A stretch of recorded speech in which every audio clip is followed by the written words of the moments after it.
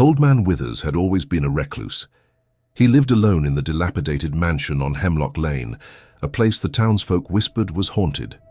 Children dared each other to run past it at night, and teenagers parked outside its gates on Halloween, hoping to catch a glimpse of something otherworldly. One stormy night, a young woman named Sarah found herself stranded near the mansion.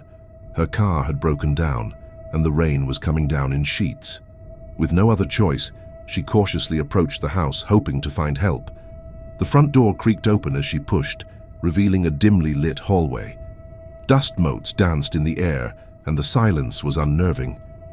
Sarah called out, but there was no answer. She ventured further inside, her footsteps echoing through the cavernous rooms. A chill ran down her spine as she entered the living room. The furniture was covered in white sheets, and a thick layer of dust coated every surface. A grand fireplace dominated one wall, and above it hung a portrait of a stern-looking man with piercing eyes. Sarah felt as though the eyes followed her as she moved. Suddenly, a loud crash echoed from upstairs. Sarah's heart pounded in her chest. She hesitated, then slowly made her way up the creaking staircase. The upper floor was shrouded in darkness, the only light filtering in through the rain-streaked windows. The crash had come from a bedroom at the end of the hall. Sarah pushed open the door and stepped inside. The room was a shambles, drawers pulled open, clothes strewn across the floor. In the center of the room, a rocking chair swayed gently back and forth, as if someone had just been sitting there.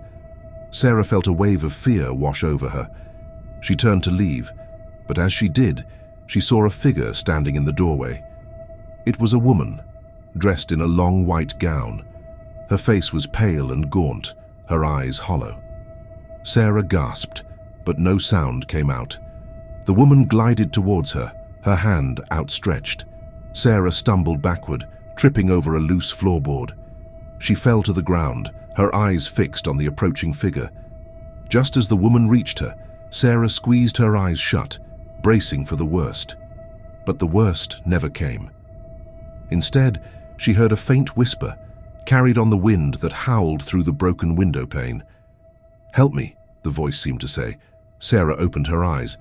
The woman in white was gone. Sarah stood up, her legs trembling. She looked around the room, noticing for the first time a small wooden chest tucked away in a corner. She opened it and found a diary inside. As she read the diary, the story of the woman in white unfolded.